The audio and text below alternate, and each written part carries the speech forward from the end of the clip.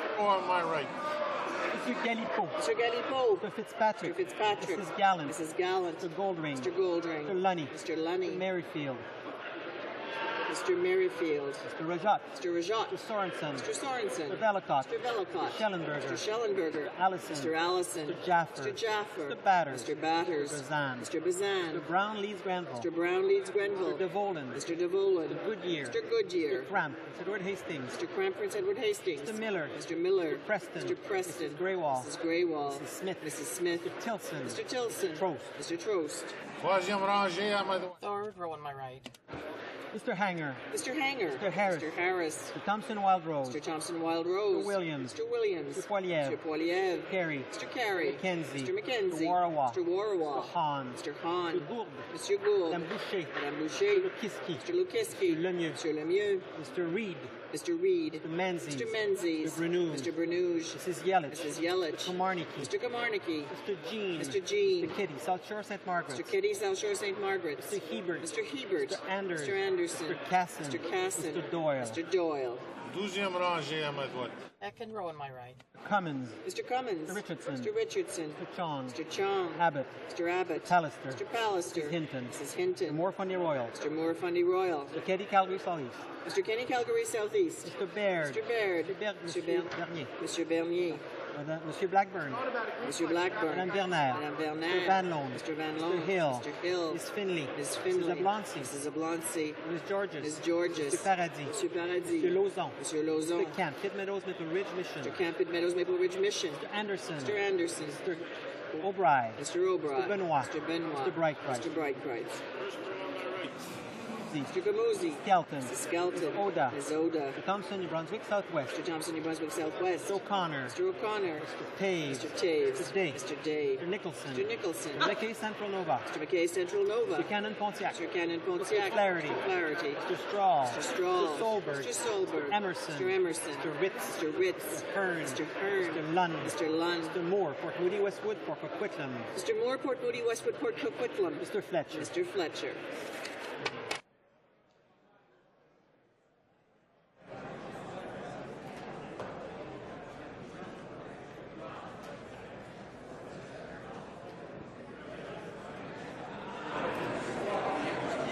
Yeas pour 75, 75. Nays contre 188, 188. Je déclare la motion. I declare the motion defeated. The House will now proceed to the taking of the deferred recorder division on the motion at third reading stage of Bill C-307 under private member's business. La question est la suivante. The question is as follows. Bulkley Valley, seconded by Ms. Nash, move that Bill C-307, an act respecting BIS-2 ethyl hexyl phthalate, benzyl butyl phthalate, and dibutyl phthalate be now read a third time and do pass. The honourable member for Skeena Bulkley Valley. Mr. Speaker, The translation. there have been consultations between all the parties, and I think if you were to seek it, we would find unanimous consent to pass the motion for Bill 307 unanimously. The House has heard the request of the honourable member for Skeena Bulkley Valley. Is there unanimous consent? Agreed? Agreed and so ordered.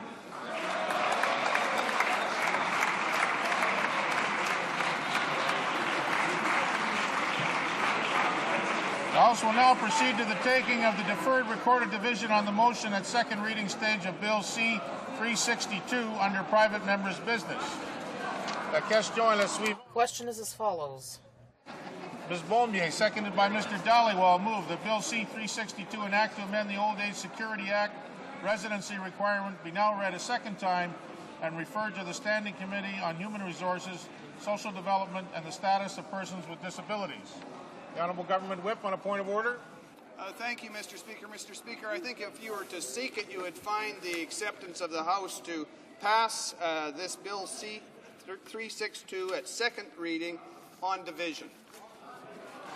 The House has heard the request of the Honourable Government Whip that this be passed on division. Is there consent? Agreed? Agreed and so ordered. Accordingly, the bill stands referred to the Standing Committee on Human Resources, Social Development, and the Status of Persons with Disabilities. La Chambre procédera. The House will now proceed to the taking of the deferred recorded division on the motion at second reading stage of Bill C-378 under private members' business. The question is as follows. Bennett, seconded by Mrs. Redmond, moved that Bill C-378, an act to amend the Food and Drugs Act and the Food and Drug Regulations, drug export restrictions, be now read a second time and referred to the Standing Committee on Health. All those at my left in favor of the motion will please rise. Ms. Bennett.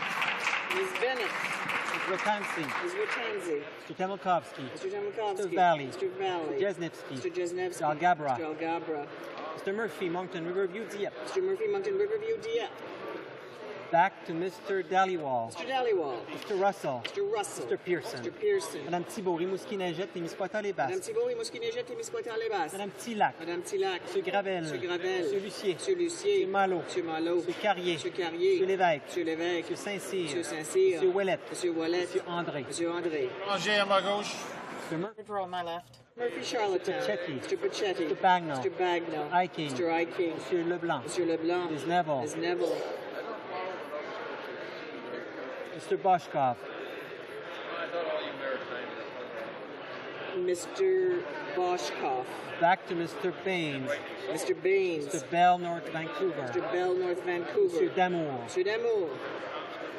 Ms. Dalla. Ms. Dalla. Mr. Holland. Mr. Holland. Mr. McGinty. Mr. McGinty. Mr. Savage. Mr. Savage. Scarpalegia. Mr. Scarpalegia. Mr. Silva. Mr. Silva. Mr. Cusner. Mr. Cusner. Mrs. Cadis. Mrs. Cadis. Monsieur Godet. Monsieur Godet. Madame Bonsan. Madame Bonsan. Madame Deschamps. Madame Deschamps. Madame Freeman. Madame Freeman. Madame de Bellefeuille. Madame de Bellefeuille. Monsieur Blais. Monsieur Blais. Madame Mourani. Madame Mourani. Monsieur Perron. Monsieur Perron. Monsieur Laforêt. Monsieur Laforêt. Monsieur Vincent. Monsieur Vincent. Third row on my left. Mr. Malley. Mr. Malley. Mr. Maloney. Mr. Maloney. Mr. St. Dennis. Mr. St. Dennis. Mr. Steckley. Mr. Steckley. Madame Jennings. Madame Jennings. Mr. Martin. Esquimalt Mr. Wandifuka. Martin Esquimalt Wandifuka. Mr. McTague. Mr. McTague. Monsieur Patry. Monsieur Patry. Mr. Wilford. Mr. Wilford. Mr. Zed. Mr. Zed. Zabo. Mr. Zabo. Mr. Telegny. Mr. Telegny. Mr. Taklindell. Mr. Taklindell. Mr. Matthews. Mr. Matthews. Mr. Tonks. Mr. Tonks. Monsieur Cardin. Monsieur Cardin. Monsieur Ménard, Macorel-Fortin. Monsieur Ménard, Macorel-Fortin. Madame Faye. Madame Faye. Madame Barbeau. Madame Barbeau. Monsieur Bellavance. Monsieur Bellavance. Monsieur Coteau. Monsieur Coteau. Monsieur Bouchard. Monsieur Bouchard. Madame Lavallée. Madame Lavallée. Monsieur Lemay. Monsieur Lemay. Monsieur Nadeau. Monsieur Nadeau. Deuxième rangée à ma gauche. Second row on my right. Mr. Scott. Mr. Scott. Mr. Burns. Mr. Byrne. Mr. Chan. Mr. Chan. Mr. Coder. Mr. Coder. Mr. Cotler. Mr. Cotler. Ms. Scrow. Ms. Scrow. Mr. Turner. Mr. Turner. Mrs. Redmond. Mrs. Redmond. Monsieur Proux. Monsieur Proux. Madame Picard. Madame Picard. Monsieur Guimont. Monsieur Guimont. Madame Gay. Madame Gay. Monsieur Plamondon. Monsieur Plamondon. Madame Brunel. Madame Brunel. Madame Saint-Hilaire. Madame Saint-Hilaire. Monsieur Roy. Monsieur Roy. Madame Bourgeois. Madame Bourgeois. Madame Demers. Madame Demers. Monsieur Lessard. Monsieur Lessard. First row on my left. Mr. Bevilacqua. Mr. Bevilacqua. Miss Fry. Miss Fry. Mr. Dryden. Mr. Dryden. Ms. Guarnieri. Ms. Guarnieri. Madame Robillard. Madame Robillard. Mr. Ignatieff. Mr. Ignatieff. Mr. McCauley. Mr. McCauley. Mr. Godfrey. Mr. Godfrey. Ms. Mina. Ms. Mina. Mr. Regan. Mr. Regan. Mr. Crête. Monsieur Crête. Monsieur Duceppe. Monsieur Duceppe. Mr. Paquette. Monsieur Paquette. Madame Lalonde. Madame Lalonde. Madame Gagnon. Madame Gagnon. Ménard Rochelaga. Monsieur Ménard Rochelaga. Monsieur Bachan. Monsieur Bachan. Monsieur Laframboise. Monsieur Laframboise. Monsieur Bigras. Monsieur Bigras. Monsieur Asselin. Monsieur Asselin. All those at my right in favor of the motion will please rise. Fifth row on my right. Fourth row on my right. Mr. Batters. Mr. Batters. Troisième rangée à ma droite. Third row on my right. Mr. Julian. Mr. Julian. Mr. Sixay. Mr. Sixay. Second row on my right. First row on my right. All those on my left opposed to the motion will please rise. Monsieur Harvey. Cinquième rangée à ma gauche. Mr. Lake. Mr. Lake. On my left. Mr. Fast. Mr. Fast. Monsieur Simard. Monsieur Simard. Troisième rangée. Third row on my left. Mr. Dykstra. Mr. Hubbard. Mr. Hubbard. Second row on my left. Mr. Del Mastro. Mr. Del Mastro. First row on my left. All those at my right opposed to the motion will please rise. Cinquième rangée. Fifth row on my right. Here. Mr. Albrecht. Mr. Albrecht. Allen. Mr. Allen. Brownberry. Mr. Brownberry. Calkins. Mr. Calkins. Cannon. Kelowna Lake Country. Mr. Cannon, Kelowna Lake Country. Mrs. Davidson. Mrs. Davidson. Mr. Mays. Mr. Mays. Mr. Norlock. Mr. Norlock. Mr. Petit. Mr. Petit. Mr. Shipley. Mr. Shipley. Epp. Mr. Epp. Mr. Stanton. Mr. Stanton. Storseth. Mr. Storseth. Mr. Sweet. Mr. Van Kesteren. Mr. Van Kesteren. Mr. Wallace. Mr. Wallace. Mr. Workington. Mr. Workington. Mr. Watson. Mr. Watson. Mr. Tweed. Mr. Tweed. Mr. Lebel. Mr. Lebel. Mr. Blaney. Mr. Blaney. Mr. Arthur. Mr. Arthur. Mr. Dewar. Mr. Dewar. Ms. Nash. Ms. Nash. Atamanenko. Mr. Adamanenko. Fourth row on my right. Monsieur Galipeau. Mr. Galipeau. Fitzpatrick. Mr. Fitzpatrick. Mrs. Gallant. Mrs. Gallant. Mr. Goldring. Mr. Goldring. Mr. Lunny. Mr. Lunny. Mr. Merrifield. Mr. Merrifield. Mr. Rajat. Mr. Rajat. Mr. Sorensen. Mr. Sorensen. Mr. Velicott. Mr. Velicott. Mr. Schellenberger. Mr. Schellenberger. Mr. Allison. Mr. Allison. Mr. Jaffer. Mr. Jaffer. Mr. Bazan. Mr. Bazan. Mr. Brown Leeds Granville. Mr. Brown Leeds Grenville. Mr. Devolan. Mr. Devolan. Mr. Goodyear. Mr. Goodyear. Mr. Cramp. Mr. Edward Hastings. Mr. Cramp. Prince Edward Hastings. Mr. Miller. Mr. Miller. Mr. Preston. Mr. Preston. Mrs. Greywall. Mrs. Greywall. Mrs. Smith. Mrs. Smith. Mr. Tilson. Mr. Tilson. Mr. Trost. Mr. Trost. Ranger à ma droite. On my right. Okay, back to Got somebody back Ms. there. Bell, Vancouver Island North. Ms. Bell, Vancouver Island North. Ms. Priddy. Ms. Priddy. Mrs. Matheson. Mrs. Matheson. Madame Savoie. Madame Savoie. Ms. Chow. Ms. Chow. Troisième rangée. Third row. Mr. Hanger. Mr. Hanger. Mr. Harris. Mr. Harris. Mr. Thompson Wild Rose. Mr. Thompson Wild Rose. Mr. Williams. Mr. Williams. Mr. Poiliev. Mr. Poiliev. Mr. Carey. Mr. Carey. Mr. Mackenzie. Mr. Mackenzie. Mr. Warawa. Mr. Warawa. Mr. Hahn. Mr. Hahn. Mr. Gould. Mr. Gould. Madame Boucher. Madame Boucher. Mr. Lukiski. Mr. Lukiski. Mr. Lemieux. Mr. Lemieux. Mr. Reed. Mr. Reed. Mr. Menzies. Mr. Menzies. Mr. Grenouge. Mr. Grenouge. Mrs. Yelich. Mrs. Yelich. Mr. Marnicky. Mr. Kamarnicky. Mr. Jean. Mr. Jean. Mr. Keddy, South Shore, St. Margaret. Mr. Keddy, South Shore, St. Margaret's. Mr. Hebert. Mr. Hebert. Mr. Casson. Mr. Casson. Mr. Doyle. Mr. Doyle. Ms. Crowder. Ms. Crowder. Mr. Charlton. Ms. Charlton. Mr. Angus. Mr. Angus. Mr. Collins, Kina, Bulkley Valley. Mr. Collins, Kena, Bulkley Valley. Row on my right. Mr. Cummins. Mr. Cummins. Mr. Richardson. Mr. Richardson. Mr. Chong. Mr. Chong. Abbott. Mr. Abbott. Mr. Pallister. Mr. Pallister. Mrs. Hinton. Mrs. Hinton. Mr. Moore Fundy Royal. Mr. Moore Fundy Royal. Mr. Kenny, Calgary Southeast. Mr. Kenny, Calgary Southeast. Mr. Baird. Mr. Baird. Mr. Bernier. Mr. Bernier. Mr. Blackburn. Mr. Blackburn. Madame Verner. Madame Verner. Mr. Van Loan. Mr. Van Loan. Mr. Hill. Mr. Hill. Ms. Finley. Ms. Finley. Mrs. Oblancy. Mrs. Oblancy. Georges. Ms. Georges. Mr. Paradis. Mr. Paradis. Mr. Lauzon. Mr. Lauzon. Mr. Camp, Pitt Meadows, Maple Ridge, Mission. Mr. Camp at Meadows, Maple Ridge Mission. Mr. Anderson. Mr. Anderson. Mr. O'Bry. Mr. O'Bry. Mr. Benoit. Mr. Benoit. Mr. Breitkreitz. Mr. Breitkreitz. Mr. Massey. Mr. Massey. Mr. Godin. Mr. Godin. Mr. Comartin. Mr. Comartin. Ms. Black. Ms. Black. Mr. Christopherson. Mr. Christopherson. Mr. Martin Sault Ste. Marie. Mr. Martin Sault Ste. Marie. First row on my right. Mr. Camuzzi. Mr. Camuzzi. Mrs. Kelton. Mrs. Skelton. Oda. Ms. Oda. Mr. Thompson, New Brunswick Southwest. Mr. Thompson, New Brunswick Southwest.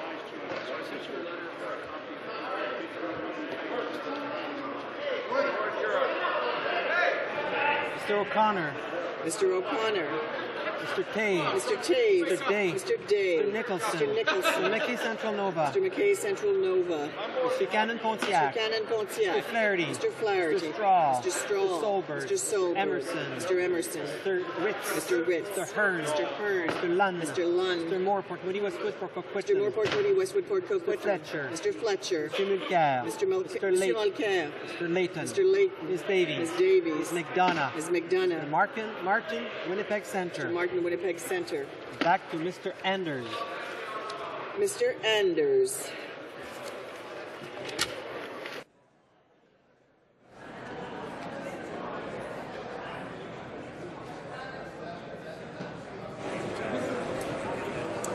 Yeas pour 116, 116. Nays contre 143, 143. Defeated, right? I declare the motion defeated.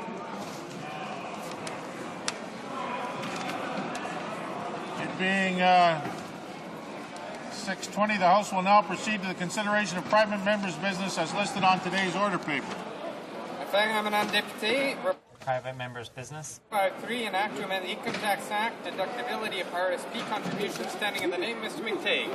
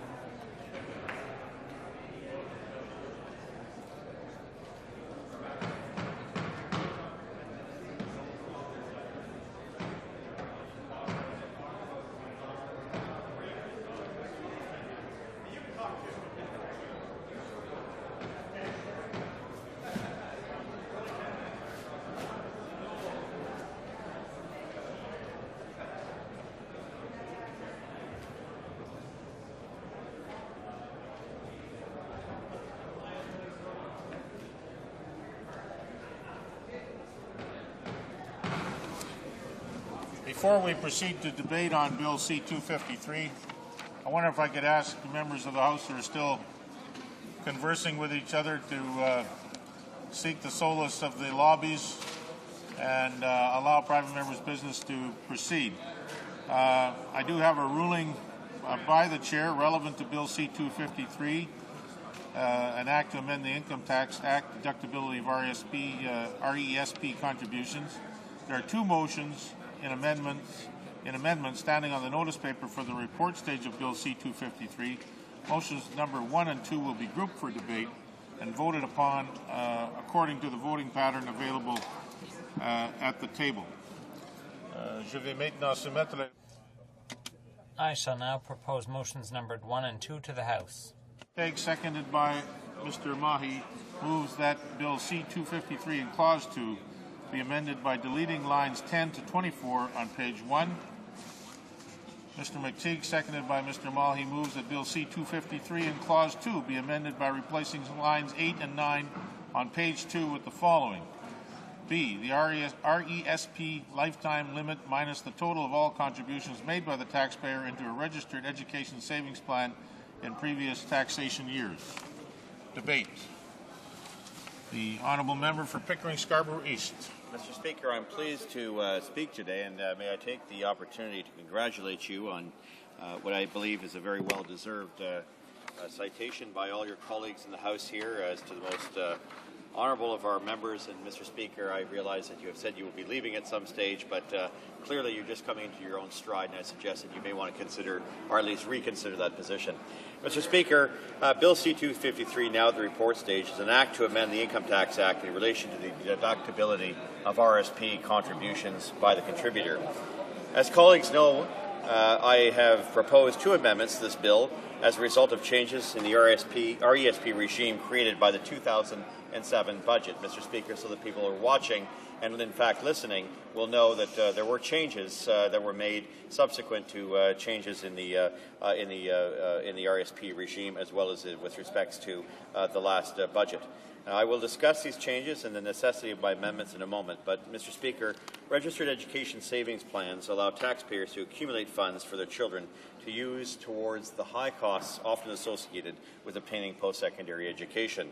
Technically, an RESP is a contract between an individual, the subscriber, and a person or organization, the promoter.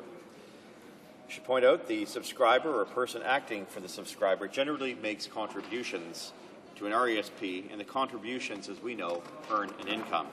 Mr. Speaker, the subscriber names one or more beneficiaries, their child or children who are eventually going to attend post-secondary institutions, and agrees to make these contributions ultimately for them. These contracts are then registered with the Canada Revenue Agency. And from a tax perspective, which should be known, the contributions made to an RESP are not deductible by the subscriber. Further, leftover funds in an RESP, after amounts are paid to a beneficiary that are returned to the subscriber, are not included in the subscriber's taxable income. Instead, Mr. Speaker, contributions that are paid to a beneficiary of an RESP become taxable income of the beneficiary. Before the 2007 budget, subscribers were limited in both the annual and lifetime amounts that they could contribute to an RESP. And I should point out that after the 2007 Budget Implementation Act, C-52, was passed in the first session of this Parliament, the RESP annual limit was removed and only the RESP lifetime limit remained. What that means, Mr. Speaker, was the occasion to necessitate an amendment. And an amendment to Bill C-253 put forward by the House of Commons Standing Committee on Finance created a deduction for the subscriber, the contributor if you will, for the taxable income for contributions made to an RESP. This deduction, however, was limited to the RESP annual limit as defined in the former provisions of the Income Tax Act and prior to the passage of the budget in 2007. Finally, Mr. Speaker, Bill C-253 ensured that leftover funds in an RESP that are returned to the subscriber become taxable income of the subscriber themselves. The amendments I have proposed, Mr. Speaker, simply removes the proposed provisions in the bill that contain a reference to the RESP annual limit. Bill C-253 nonetheless retains the tax deduction for contributions made to an RESP, but this annual deduction amount is now limited by the RESP's lifetime limit rather than the RESP annual limit. That annual limit, Mr. Speaker, for the benefit of all my colleagues here, remains and will, under the pre-RESP regime, was certainly there, but will remain at $50,000. Mr. Speaker, a provision, subclause 242.01b, is also added for accounting purposes to ensure that contributions made in previous years are taken into account in determining the annual contribution deduction so that the RESP lifetime limit is not exceeded. Now, Mr. Speaker, you will know that in my last speech on Bill C-253, I made it abundantly clear that existing provisions of the Income Tax Act as concerns RESPs provide harsh penalties for anyone who tries to use an RESP as a tax shelter. Let us be clear on that. You cannot use this as an RESP shelter, much in the same way the guidelines that exist with respect to RSPs. While I will not rehash the details, as I have only a limited amount of time, Mr. Speaker, I must point out that I will again repeat that should a beneficiary, a child of an RESP, not attend a post-secondary institution, and in this case, the funds accumulated in that RESP account are returned to the contributor, and the monies earned beyond the actual contributions made are indeed taxed. And, Mr. Speaker, they are taxed significantly. The tax rate, so everyone will know, would be 20% over and above the regular tax paid on the income. I guess I, like many other people, feel that rate more than adequately deters anyone from using the RESP as some scheme or a tax shelter. The lifetime limit of $50,000 in addition to the 20% penalty further detracts from the usage of an RESP as a vehicle to avoid taxes. I also mentioned in my previous remarks that the soaring costs of post-secondary education in Canada, and I really did put a great deal of emphasis on that, clearly has not changed. By some estimates, there is now a cost of over $100,000 by the year 2010 for a 4-year degree program. Mr. Speaker, that is a lot of money. And I can't see how families are going to be able to make ends meet without having some kind of opportunity that does not take away from the public treasury, but in fact contributes to the development of our young by providing them access to post-secondary education in a way in which uses the existing system, but it builds and improves on it. There's also the issue of the fact the RSPs are not being used by a majority of Canadian families to offset the rising costs of post-secondary education.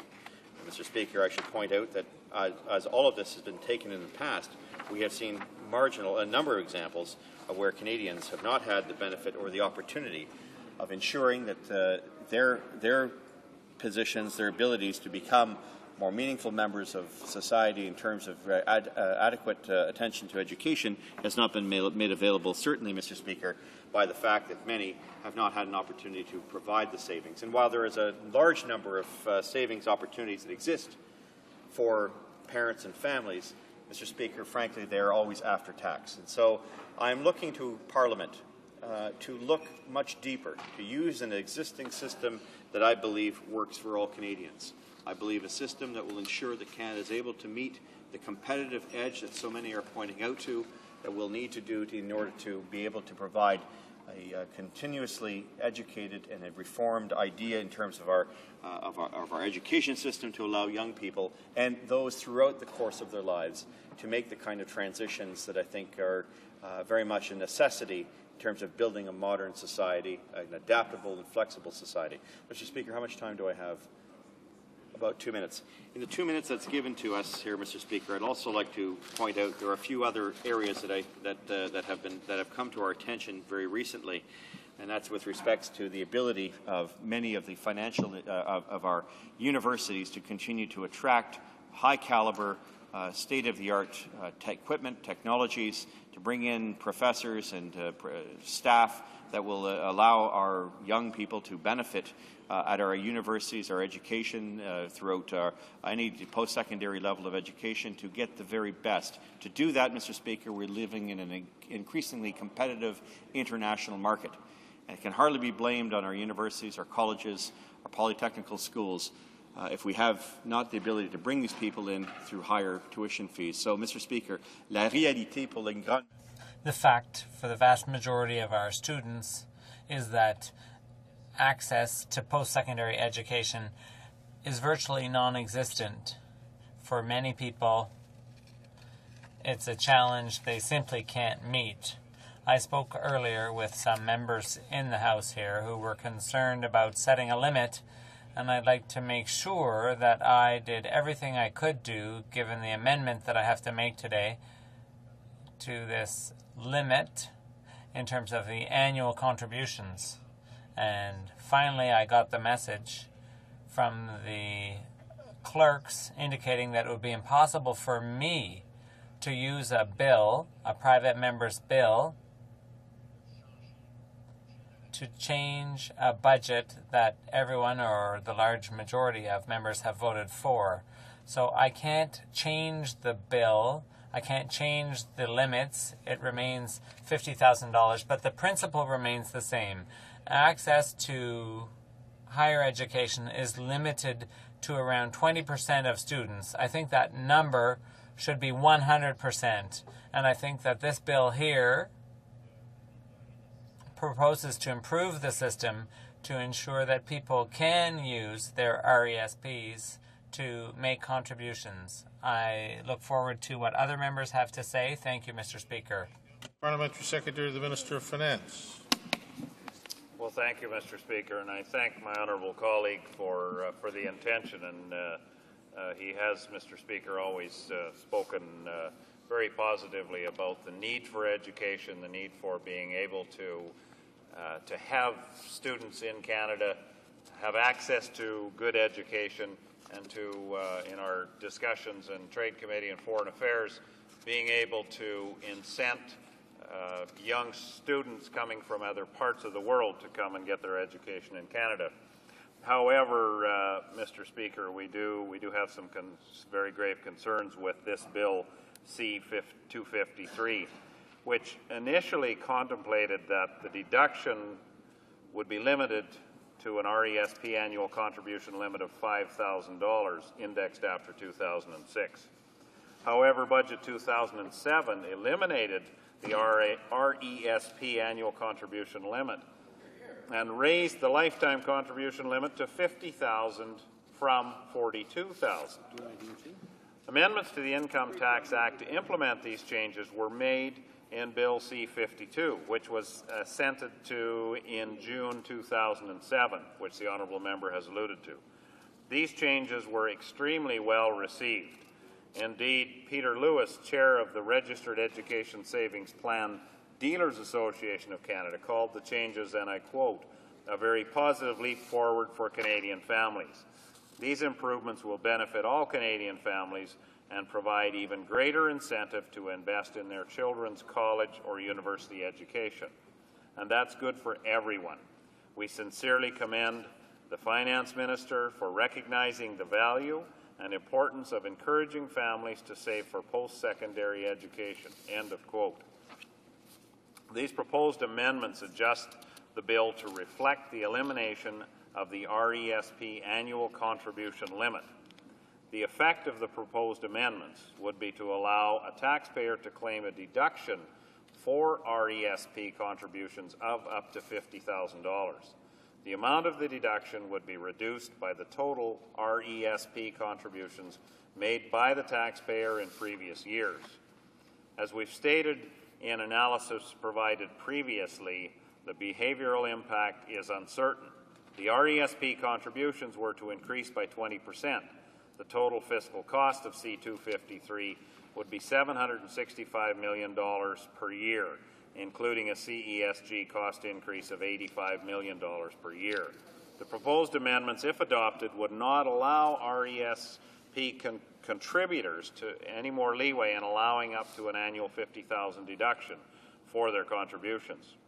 While it is uncertain how much this would exactly increase total RESP contributions and the specific long-term costs of C-253, it is likely the proposed changes that could again increase the cost of the deduction in the early years following implementation. Therefore, Mr. Speaker, we will not be supporting Bill C-253. Thank you. Reprise du débat, l'honorable. Resuming debate, the honourable member for Jean Lebert. Thank you, Mr. Speaker. I'm pleased to speak to this bill before us today. This was studied at committee, and the Liberal colleague who introduced it did a good summary of the discussions we had and of the situation. So I'd like to talk a bit about the evolution of this bill, the background. The purpose of the bill is basically to make RESP contributions tax deductible. In order to help our young people, our children, to meet their needs when they go on to post-secondary education. And, you know, they don't need only to pay their tuition, but also their living expenses when they have to leave home. If there's no university near home, then they have to rent an apartment. They might need a car as well. And so we want to help them and encourage this type of investment when the children are young, and the contributions should be tax deductible. Currently, the money in an RESP grows sheltered from taxes. That is, any income generated by the plan is not taxable. However, the contributions made by the parents are not tax deductible, and the interest will be taxed later when the student withdraws the money from the plan. Now, with respect to the bill itself, it was introduced here in the House, and originally there was a credit which was the same as the RSP. That was a certain percentage up to a maximum of $18,000, and this was a problem for the Bloc Québécois because we felt that this was a tax incentive that would benefit mostly the rich, and even more so than for the RRSP, because when the beneficiary withdraws the money from the RRSP, it's the beneficiary who pays the taxes. So it's simply a tax deferral. The taxes that you save when you invest in the RRSP will have to be paid when the money is taken out at retirement. But for an RESP, that isn't how it works. Taxes are saved, and the beneficiary, who's a student, will then be able to withdraw the money, and the taxes will be paid at the student's tax rate, because since the student isn't working, more often than not, taxes won't be payable. And I can give you a concrete example.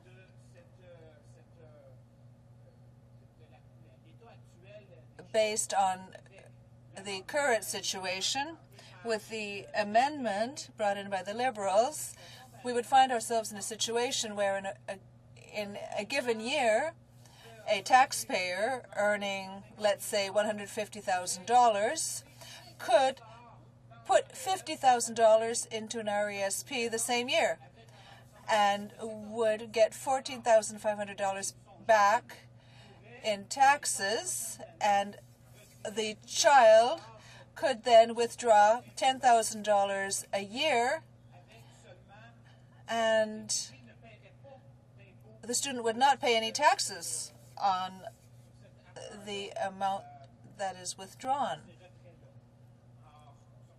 So this would have been a gift of $14,500 to people who don't really need it because they're well off. So in committee we had decided to bring it down to $4,000 or $5,000 a year, indexed to inflation, but that wouldn't work because in the meantime, and my colleague explained this very well, the Ways and Means motion on the budget amended a provision of an act to which we had referred in the bill, so it would have an effect on this bill. And of course, we can't support this bill as it is currently drafted, and that is why at the end of my speech I will be moving an amendment to this bill so that everyone will find it acceptable. The mover of this bill will undoubtedly support the amendment, which would limit the amount that can contributed in any given year, and this would be a greater benefit to the medium class and wouldn't only benefit the more wealthy. And I'm sure that the Conservatives will also support this sub-amendment because this would limit costs. It would prevent having taxpayers be able to claim tax credits on an amount of $50,000 in any given year. And I'm sure that the NDP, who are very much concerned about education, but just as the Bloc Québécois, don't want gifts by way of taxes that would benefit the wealthy, and will also support what I will be moving at the end of my speech. I believe that a great deal of work has been done in committee. Now, procedural issues sometimes give rather strange results, but I'm convinced that the amendment that I move, which would limit the amount that can be deducted every year to $5,000 rather than a ceiling, as is provided for now in the Act, will find support. This is a condition that will allow all political parties to vote in favor of the bill. Therefore, Mr. Speaker, I would move, seconded by the member for Berthier-Masquinongé, that motion number 2 be amended by adding, after the word previous, the following to a maximum of $5,000. Thank you, Mr. Speaker.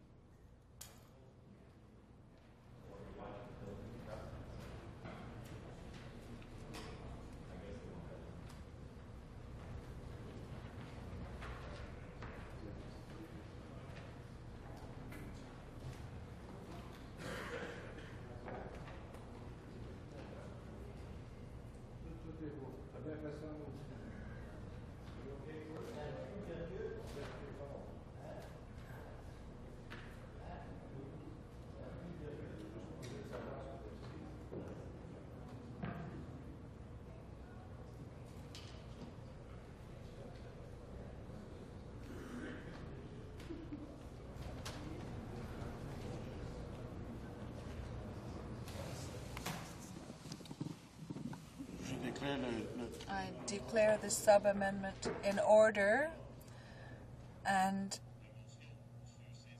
Mr. Cecile, seconded by Mr. André, moves that motion number 2 be amended by adding, after the word previous, the following to a maximum of $5,000. Resuming debate. Member from Bramalea, Gore Melton. Thank you, Mr. Speaker. I am pleased to have the opportunity to support Bill C-253, an act to amend the income tax deductibility of RESP contribution. Before I begin my remarks, I would like to commend my honourable colleague from Pickering Scarborough East for his efforts in promoting this bill and for his dedication to expanding access to post-secondary education in Canada. This issue is of particular importance to the many young families in my riding of Bramley, Gore, Malton, and these families, I see much joy, laughter, and hope. But at the same time, I see parents who are concerned about the future. They worry that the rising cost of the post-secondary education will hurt their children's ability to get the training they need to succeed in the increasingly competitive global economy. Every parent wants what is the best for their child. However, the day-to-day cost of running a household and raising a family all too often push to the back burner the task of planning for the future. The purpose of this legislation is to make payments and to register education saving plan tax deductible in order to give Canadians an increased incentive to invest their hard-earned money in their children's post-secondary education. By doing so, the process of education planning will be made easier for Canadian families. The current trend of sharply rising tuition fees has made planning for education after high school more important than ever before. According to the most recent numbers from StatsCan, the average cost of tuition at Canadian universities rose by almost 400% between 1988 and 2007. Residence, textbook, and other fees are also going up, adding to the undue financial stress felt by the post-secondary students and their families. The increase in fees over the past 20 years has been far beyond the rate of inflation and is part of a trend that seems likely to continue for the foreseeable future. The Canadian Alliance of Students Association estimates that a 4-year degree and associate fees will cost approximately $77,000 for students commencing their studies in 2010. For 2020, the same degree will cost over $130,000. Incredibly, these are only the estimate costs for undergraduate programs, not for professional and graduate degrees. Students who decide to pursue a career in medicine, dentistry, or law can count on paying more in order to attain their qualification. Current government grant and scholarship program only go part of the way towards helping students cover the extraordinary cost of education after high school. Although there are a number of federal and provincial programs intended to counteract the increasing cost of the post-secondary education, not all students who need help qualify for government financial assistance. Many young people are unable to attend a post-secondary institution not because they are unwilling or academically unable, but because they are essentially forgotten under the current student assistance regime.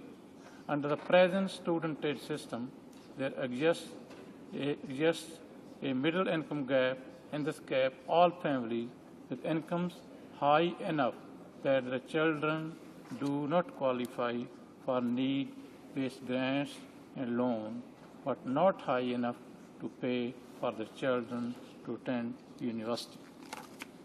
The middle-class income gap is a considerable barrier to post-secondary education for many students and could be offset by encouraging increased investment in RESPs. Even for those who qualify for financial assistance loan can only be considered a stopgap measure, while federal and provincial students' loan help some families cope in the short term with the rising cost of education. This increased reliance on loans as a funding mechanism is leading to an alarming level of student debt. StatsCan reports that between 1999 and 2005, the amount of student debt held by the Canadian rose by 15.8%. In the same period, the overall amount of debt held by individuals and families in Canada increased by an astonishing 47.5%. Shouldering such a large amount of debt is stressful not only for individual families but for the economy as a whole. In a society with more debt than any to come before it, parents must be given a chance to plan for the future in order to avoid saddling students with tens of thousands of dollars of debt before they even enter the workforce. Enabling young people beginning their careers and starting families to embark on their adult lives with a lower amount of debt is a worthwhile goal, one this bill can help to achieve. Of course, care must be taken so that RESPs do not become attractive to dishonest individuals looking for an easy tax shelter. Fortunately, even with the changes proposed in the bill, adequate regulations are in place to discourage individuals from abusing the RESP system. Education assistance payments can only be paid out in the event that the beneficiary is enrolled in a qualifying program at post-secondary institution, is unable to enroll in a post-secondary program due to the medical incapacitation or is deceased. Furthermore, in the event that the beneficiary does not attend a post-secondary institution and the subscriber withdraws accumulated income payments, a 20% penalty is levied in addition to the usual tax payable on the income. Finally, although the monthly limit on contributions has been removed, the lifetime contribution limit of $50,000 ensures that RESPs are not attractive to individuals simply looking for a tax deferral vehicle. This bill is not intended to completely solve the problem of access to post-secondary education. Continual efforts must also be made to expand need and merit-based initiatives such as the Millennium Scholarship Program and to increase access to the government student loan. But for families who would otherwise find it difficult to commit to minimum monthly RESP contributions, this bill will make it easier to invest in their children's future. By raising the rate of participation in RESPs, more Canadians will be able to afford the education they need for the jobs of today and the future. Registered retirement savings plans use similar tax incentives to encourage Canadians to plan for the life after work. It is time to give the same advantage to the families planning their children's education. Although this government seems to determined to provide the wrong kind of tax incentives for Canada's future, I hope my colleagues across the globe will join me in supporting this legislation we have before us, an opportunity to empower ordinary families. By supporting this bill, the Parliament can help Canadians secure a bright and prosperous future for their sons and daughters and for the country as a whole. Mr. Speaker, even in my riding of Framley, Gormartin, there are so many new immigrants, they cannot afford to send their children to the university. If we have this bill passed, I think all those people will be pleased with this, and at least they have opportunity for their children to send to the university in the future. Thank you. Resuming debate, the honourable member for Windsor West.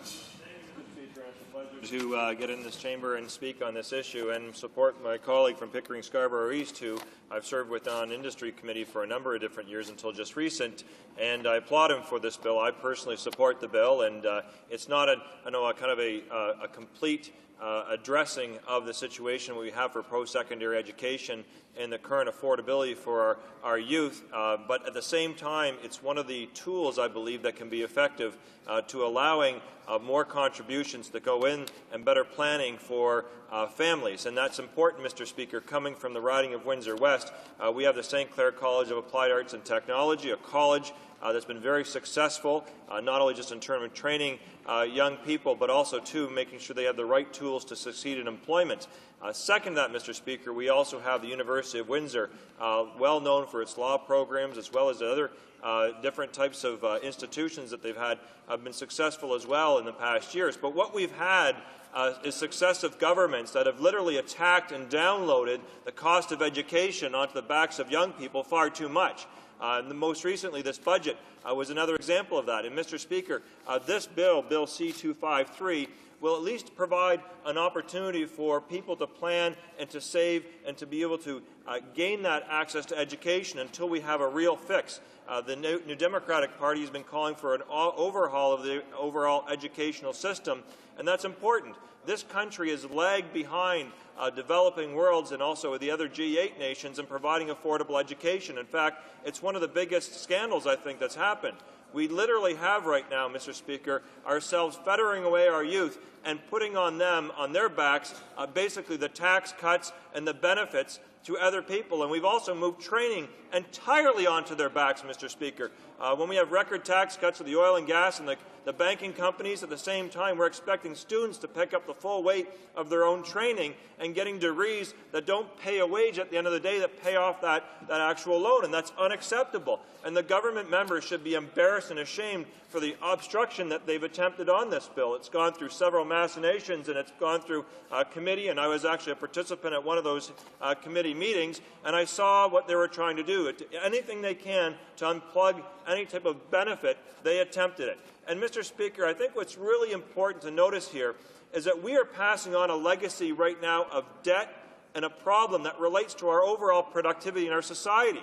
When you have students right now that come out of university and college who have worked hard, they've done everything they've had to do to be able to get the grades necessary to be competitive, to make a choice about where they want to go to that institution, made a commitment to their financial money, coming out with literal mortgages that they have to pay off. It's unacceptable. And on top of that, this government, the past one, let the creditors really predate on that. You know, they're paying large interest rates. It's unacceptable, Mr. Speaker. And we have other nations that we could look towards that have actually increased our productivity by lowering the cost of post-secondary education.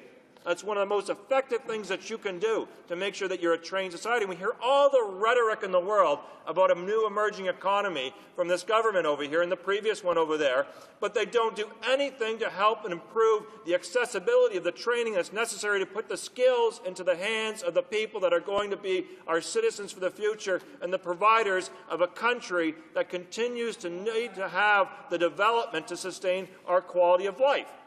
So this is an opportunity, at least right now with this particular bill. To me, it's an opportunity to at least take something back. And, Mr. Speaker, what's important to note is that despite the government doing this to try to stop it from going forward, they were also the ones that stole $500 million from students with the student debt program that we had actually instituted with the Liberals in the former deal that we did. The Liberals never passed the actual legislation and the procedures to actually get the $500 million to students. What they did is they took that money, that debt money, and they still owe $500 million, $500 million to students across this country to lower debt. They took that money from them. So not only have they not provided the proper programs or structure related even to actually having affordable education and the payment of it subsequently after that, they actually took money away from them. They took it away and they gave it to other priorities. Other priorities, corporate tax cuts, whatever it might be. And at the same time, we're witnessing now our young people literally treading water through our educational system right now. And what does it mean? I can tell you, Mr. Speaker, even from experience. I remember the first interview I had for my paper when I got elected back in 2002. And what they said is that, what are you going to do with all the money you're going to make now as an MP? I said, well, the first thing we're going to do is we're going to pay off our student loans, because that's what happened.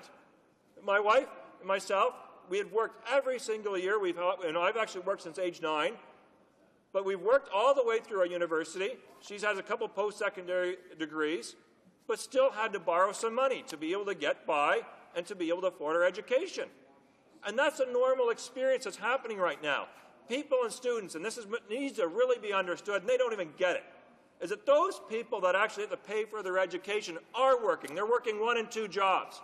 They're working not only just during the summer, they're working during the year. They're learning, and they're providing for themselves, and they're trying to reduce their debt burden for the future. But what they've done is instituted, and they've helped provide, the latest coverage of the last 10 years of a system that's really downloaded onto the backs of young people an awful burden. An awful burden, Mr. Speaker, that's significant social consequences, because what ends up happening is people come out with a larger debt load like this, and it's okay for students to have to borrow it, but not for the government. They actually have to pay the interest on it, and they have to remove that. So what ends up happening is people in my riding and across the country come out with this debt burden, are paying the interest on it, which is being compounded, and at the same time, they can't buy a home, they can't buy a new car, they can't start their lifestyle that they want to at this point in time because they're paying off that stuff. And it's unnecessary, some of it. It's unnecessary. And what's important, Mr. Speaker, we have a challenge in this day and age. There's been a lot of debate in this House of Commons over the last couple of years about pensions. And I know right now the people that I serve in my community have a lot harder time getting a job that has a pension at the end of the day. So when you're starting your education and you're having to go longer to get higher qualifications, which takes a longer period of time, more money and so forth, and then you're finishing later in life, you're delaying a family, you're delaying purchasing, your first home and so forth. Then, at the same time of that, you don't have the money to be able to invest into your own retirement because you're paying off all that debt. We are passing on that burden to them. And they're doing it. They're doing it with no sense of accountability. And that's what bothers me, Mr. Speaker, is that here in this bill is a modest attempt to be able to deal with the situation, to provide some tools to those that actually can afford it, that are going to be able to be successful for them and their families. And that's why it should be supported. And I can't understand for the life of me why we can't understand that, this government doesn't understand that right now. They don't understand the value of education. They don't understand the value of having people come through an educational stream and not having a huge debt burden after that. Because you know what, Mr. Speaker? There's a good chance in their current economic situation that we have right now that they're going to require more training. More people go back into training, whether it be at colleges and universities, after they have a degree now than ever before. They're picking up new skills. They're picking up new types of knowledge. And that's important for our productivity and how we're measured against our competitors across the globe. So what we should be doing is encouraging that. And an educated civil society that's able to respond to the new economic challenges is an important feature, but it has to be coupled with the fact that it's affordable for those individuals. But instead, what we do is we have other priorities. We have other priorities. Talked about another priority just earlier this evening is where the government wants to create a new bureaucracy for public-private partnerships. They're going to shove $25 million into a new bureaucracy so they can sell off Canada as it currently exists in future projects. And it's done straight out of ideology. What they could do is reverse those resources and put it towards education. They could put it towards a whole series of other things. They're more concerned with those things. And that's troubling, Mr. Speaker, because when you look, once again, at the OECD nations and what they're doing is they're being very successful at making sure that students and people in their society are getting good training, good skills, well-educated, and they're productive, not only just when they're young, but they can return to those institutions like mine, St. Clair College and University of Windsor, pick up additional competitive skills, and get back out in the labour force and make Canada successful. Why this government doesn't understand that that is a value-added commodity for our productivity and will allow us to compete is beyond myself. What they'd rather do is just shoulder it on a few people and expect them to get by. It's unacceptable, Mr. Speaker, and I would encourage members to support this bill because, once again, it's at least something to fight back on this issue. And once again, we can't allow the government to continually download this onto individuals and their communities. It's a cycle of failure to continually allow the post-secondary education to continue to escalate out the ceiling, at the same time not providing the resources to be successful. Thank you, Mr. Speaker. Resuming debate, the honourable member for Davenport. Thank you very much, Mr. Speaker, and I'm pleased to add my words and comments to this very important debate on education and the tools that are required also for savings, for families to save, to make sure that their children, in fact, have the requirements, the financial requirements that needed to go to post-secondary education. This bill, 253, that has been put forward by my honourable colleague from Pickering, Scarborough East, is a very important piece of legislation that I think is worthy of this House's attention, and also we hope that we will have this going forward both to committee and then to the Senate. Now, Bill 253, I should also state, is an act to amend the Income Tax Act, which is the deductibility of registered education savings plan, RESP, contributions. Now, there's nothing more important, Mr. Speaker, than the future prosperity of Canada's youth and having a highly educated workforce. We all in this House, on numbers of occasions, have spoken of the importance of higher education and the importance of education for our young people. It is unfortunate that so many of our young people are getting themselves into debt. I was looking at some statistics, and I would like to share with this House. The average undergraduate degree has almost doubled from $2,023 in 1993-94 to $4,025 in 2003-04. And increase in tuition fees are partly responsible for increase in student debt. It is there's a terrible shame that in a society like Canada, where it is incredible wealth and resources that we have, that so many young people are in fact in debt in this particular society of ours. Now, we're not, I've always compared Canada as sort of in the middle between the European, which has partially, many of the Western European countries have almost free education. This is not the case for, of course, all of them, because some of them do have high fees for their education. But overall, it is a middle ground between the European system and the American system, which is very costly. I was speaking to colleagues of mine at a course that I'm taking, a master's in international law at Oxford, and this colleague of mine was telling me that her tuition fees for her children, I should say, is about $200,000 at the end of 4 years. It's an incredible amount of money to pay for one child to go to school, and if you have 4 children, which she does, it is an enormous burden, and she said she'll be working until she dies in order to help her kids pay for that outrageous tuition fees.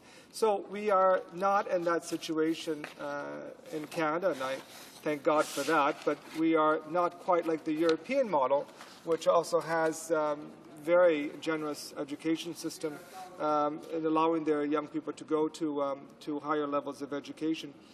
Mr. Speaker, we have to do more as a government, as a society, as legislators.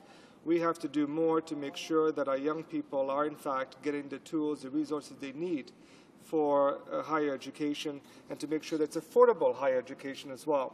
The soaring cost of education is enabling more Canadians to not attend institutions of higher learning, and that is deeply concerning, especially in our society that requires highly trained individuals to meet the demands out there in the labor force. It is projected by 2010 a 4-year degree program could cost in excess of $100,000. Certainly getting more closer to the American model, and that's very worrisome because that American model is something that we don't want to emulate. It is extremely costly and it's a huge burden to families to, in fact, put their children to education. They have many burdens and obstacles in the U.S., from health care to education to many other issues, but we cherish our friendship with our American neighbors, but there are many things that they can learn from us, and certainly on this aspect they can certainly learn from us a great deal. And I commend my honourable colleague from Pickering, Scarborough East, for putting forward this very important, valuable private members bill to hopefully address some of these concerns. Now we realize, Mr. Speaker, that it is impossible to have all these concerns and issues addressed. It is just we need also our provincial partners to also assist us. As you know, and all of us know, that in Canada is one of the few countries, one of the few members of the Organization of Economic Cooperation that in fact does not have a federal minister of education. Most countries around the world, certain countries, the most Western democracies, have a federal minister of education. We don't have a federal minister of education because the ministers of education rest in the provincial hands, and that is, of course, is a relic of our historical past, a relic of our Constitution and of our founding people, which put basically the issue of education strictly in the provincial hands. And we can have arguments whether that was a good thing or a bad thing, but it was, at that time, was what was needed probably to deal with issues both linguistic and religious. In today's society, one would wonder that if there should not be some type of, at the federal level, a minister, if not the Minister of Education, but at least somebody who has authority and responsibility for post-secondary education, because we need some coordinated efforts, an individual, a minister, who can in fact deal with the provincial members and his or her counterparts to address the ever-rising cost of tuition in this country. Mr. Speaker, all of us here in this House, I have said, are very deeply concerned, but we need a coordinated effort. This is one piece of the pie of tool we can say that goes a long way to address the concerns that we have, but clearly it's not enough, Mr. Speaker. A lot more has to be done. The rising debt in our society and by our students is deeply troubling. I was just looking at, I'm the official opposition's critic for the Treasury Board, and I had, I don't know if it was a pleasure or the burden, Mr. Speaker, of looking through the estimates, and it was quite a tedious work I had to do, but going through the estimates, I noticed that the government is spending huge sums of money, in fact millions of dollars, to go after students for in fact not paying their loans. And we realize students have to pay their loans, Mr. Speaker, but to spend some extra amounts of monies and millions of dollars, it seems a little bit ludicrous when this government has not stated to students across this country whether, in fact, it wants to renew the Millennium Scholarship. And the Millennium Scholarship, Mr. Speaker, was something that was brought in by the previous Liberal government under leadership of the Right Honourable Jean Chrétien. And the Prime Minister at that time saw this and envisioned this as a great opportunity for so many young people, especially those who are disadvantaged in our society, to, in fact, receive these types of funding to go to post-secondary education. And, Mr. Speaker, I can say that there has been several students in my riding, and millions of dollars have also gone to my riding of Davenport for students' post-secondary education through the Millennium Scholarship. And I'm very pleased that that scholarship was, in fact, put into place. I'm hoping that the government will see the benefits of this scholarship program and, in fact, be able to renew the scholarship program, because it does need to be renewed by the government. And students across this country are, in fact, calling this government to, in fact, renew this very important piece of legislation and very important fund that has helped thousands of students across this country to deal with some of the financial burden facing them in post-secondary education.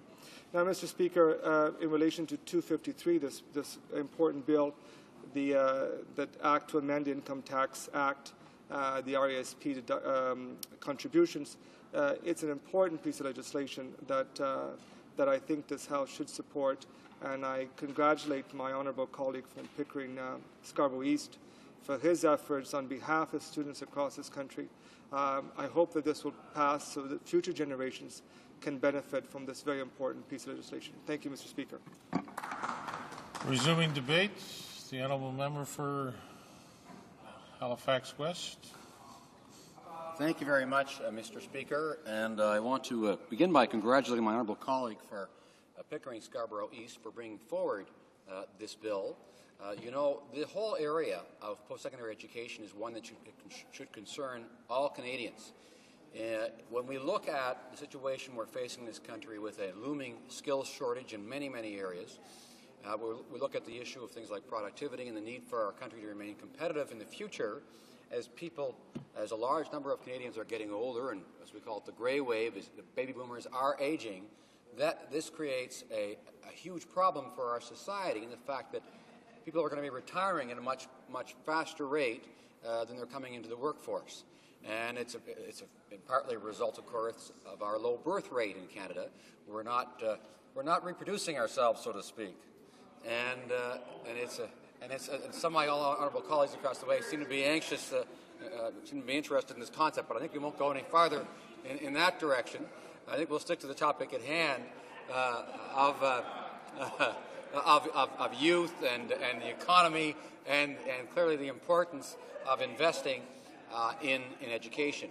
You know, I find in my riding, Mr. Speaker, a lot of families have a tough time affording university education or community college education, and yet it is so important for individuals, for young people, to have the opportunity to get to university or community college, to gain from that, because they end up with a much better opportunity, a much better chance not only of being employed full-time for the rest of their life, but also of having a higher level of income. In both respects, it's very important to have that background. One of the problems we face, of course, is that lower-income families in particular, but young people in generally, when they look at the options before them sometimes may say, well, if I go to university, it's going to cost an awful lot. I'm going to borrow money. I'm going to have a huge debt. And will I, in fact, have a good job after that will allow me to pay it off? Or should I go somewhere right now where I can get some other kind of job that may not be as good in the long run, but it gets me this decent salary now and gets me into the workforce? And the problem, Mr. Speaker, is that too many young people will say, I don't want to take the risk of incurring that enormous debt. And for so many students today, it is an enormous debt, as much as $100,000 or more after 4 or more years of university. If they take more than one degree, for example, if they want to become a professional, a doctor, or for other reasons to a second-degree lawyer, etc., then that can be incredibly costly for young people. And so they look at that, and some students are turning away and saying, no, I can't afford that, it's too much, I'm not going to go that route, so I'm going to go into the workforce now. Well, the fact of the matter is that we do face in the future, and that we've already seen starting in our country, shortages in a whole range of skill areas, a whole range of careers. There's no shortage of people running to be member of Parliament, mind you, that's another issue. But last year but we need more on this side, that's for sure.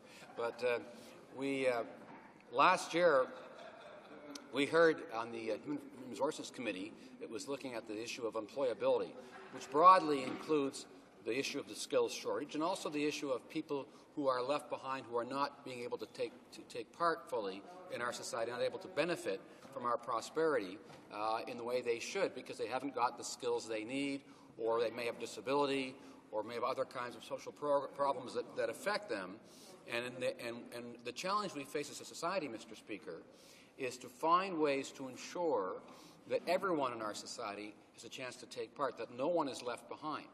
And in the case of people who have disabilities, for example, we heard on our committee that there are often times whereby an employer with a few small adjustments in the workplace, can make it possible for a person with a disability to come and work there and make an enormous contribution. We saw examples of people, of employers, who talked about the fantastic benefits they had from getting terrific people who they wouldn't have gotten had they not made a few adjustments to their workspace to make it possible for that person to work there. And I think that more and more, as employers see they have difficulty getting the people they need with the skills they need, they're going to have to look at various options. But also, we as a society have to make sure that people are ready to take the jobs that are available now and in the future. That is, for us, an enormously important challenge, because if we don't do that, we face a number of potential problems. One of those problems is inflation.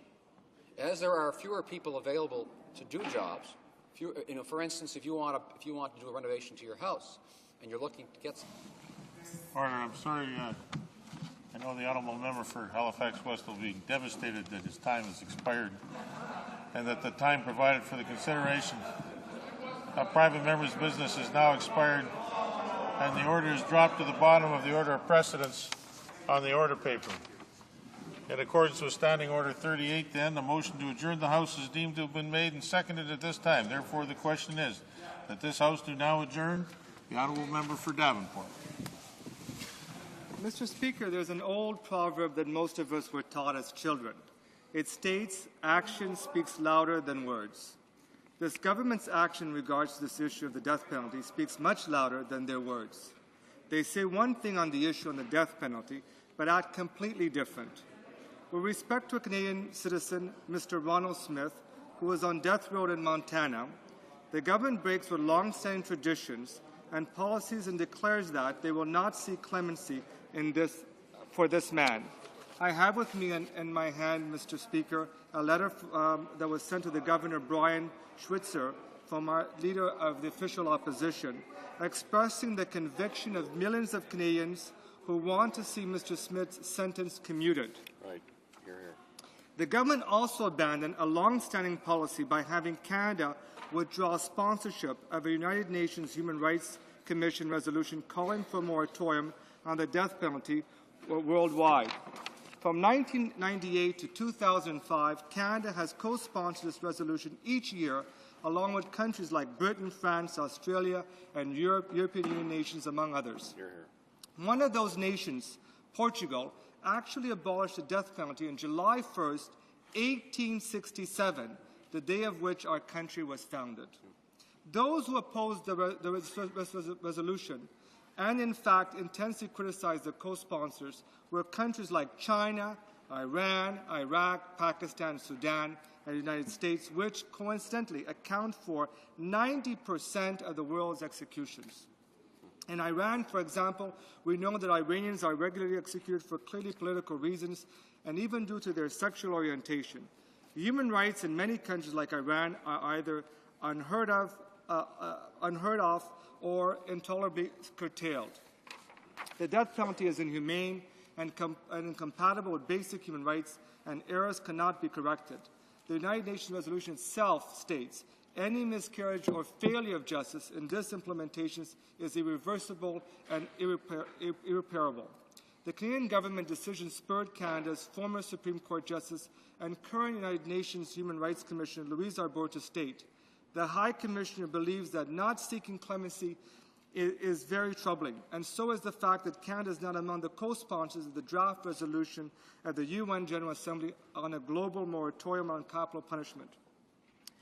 The government is, by its actions, indirectly accepting the death penalty as a means of punishment. I remind honourable members of the words of Prime Minister Pierre Trudeau, who stated, are we as a society so lacking respect for ourselves, so lacking in hope for human betterment, so socially bankrupt that we are ready to accept state violence as our penal philosophy? To borrow words from our former Prime Minister, I would maintain we should not accept capital punishment anywhere in the world. Right on. When the history of our age is written, let us be remembered as people who built a world not upon cruel relics of the past, but rather hopeful pillars of the future. The words of Nelson Mandela are succinct in summarizing this issue when he stated, the death sentence is a barbaric act. Mr. Speaker, why is the government taking Canada backwards with regards to this barbaric act? Why? The Honourable Parliamentary Secretary to the Minister of Justice.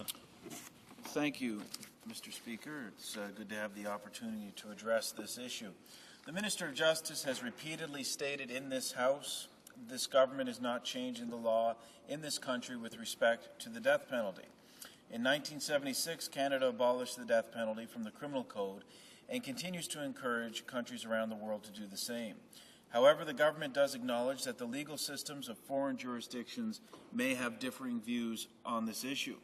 Although the government does recognize the sovereign decision of each state to determine its own laws, the government also continues to advocate for the full respect for international safeguards where the death penalty is still in use. On November 15, 2007, the UN General Assembly voted on a resolution that calls for a moratorium on the use of the death penalty. Canada supported this resolution and voted with the co-sponsors against efforts to undermine the purpose of the resolution. As you can see, Mr. Speaker, Canada is taking a stand internationally on this issue. With respect to clemency, as the Minister of Justice has said, our government will be dealing with the issue on a case-by-case basis. Potentially, if another country will only grant clemency on the basis of the offender being repatriated to Canada, we may have difficulty inasmuch as an offender who has committed murder abroad could potentially be eligible for parole in Canada and subsequently be free to live in our communities. As is evident from our ambitious justice agenda, our government's first priority is protecting Canadians. We would be abdicating that responsibility by the potential release of a murderer, particularly one who has committed not one, but multiple murders. I am confident that Canadians do not want murderers free to roam our streets, especially if they have not served a sentence proportionate to the seriousness of their crime. As the Minister of Justice has said in this House, this country, and this government in particular, has an outstanding record with respect to human rights at home and abroad. It is a record for which all Canadians can be very proud of. We will continue to fight for Canadians, Mr. Speaker, and ensure that our families are safe. The Honourable Member for Davenport. Mr. Speaker, the honourable member and the government clearly doesn't understand the issue. The issue is not about safety. It's about our moral responsibility as a society, as a country, as a nation to say no to the death penalty. It is absurd to hear this member say we'll hear it case by case. That is totally wrong and against every tradition this country has ever fought for and believes in. This is totally irresponsible. The government tries to play semantics and uses all sorts of measures to avoid accountability for what they are doing. The reality is that failing to seek clemency for Canadians and failing to back the UN moratorium resolution, the government is taking Canada backwards in regards to the death penalty. Recently, the Journal of the University of Pittsburgh School of Law, the jurist stated unequivocally that the Canadian government action on the death penalty marks a sharp departure in Canadian foreign policy. Mr. Speaker, the reality is more than clear to our observers here in Canada and across the world. The government is moving away from Canada's traditional opposition to the death penalty and our deep commitment to human rights. I ask the government to acknowledge its misguided policy as the first step towards correcting itself on this most fundamental issue. Restore our country's noble and honourable position on the death penalty, and let us once again embrace the beliefs of Diefenbaker, Pearson, and Trudeau, and leave the past views that should only find their home there. Thank you very much. The Honourable Parliamentary Secretary to the Minister of Justice. Thank you, Mr. Speaker. And the honourable member is quite incorrect.